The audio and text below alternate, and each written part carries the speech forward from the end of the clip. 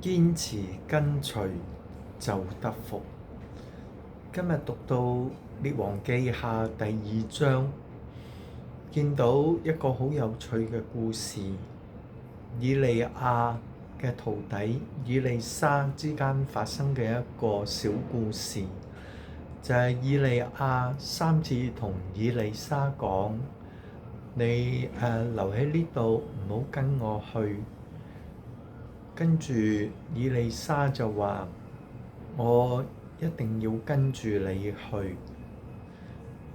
結果以利亞先去到伯特利，以利沙堅持跟住。跟住以利亞去到耶利哥，以利沙亦都堅持跟住。跟住以利亞再去到約旦河，以利沙仍然跟住。跟住以利亞就明白以利沙嘅心係完全跟從神，完全咁樣去愛神，就問以利沙：你想要乜嘢？以利沙就話：願感動你以利亞嘅靈雙倍感動我。跟住以利亞就好讚許以利沙，跟住神就用火車火馬接咗以利亞走。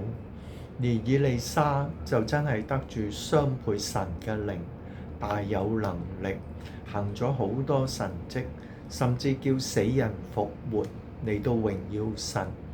所以弟兄們，無論遇到任何艱難險阻，甚至係有你自己所愛嘅人、所信嘅人叫你唔好跟從神，依然要堅持跟從神，你必然得福。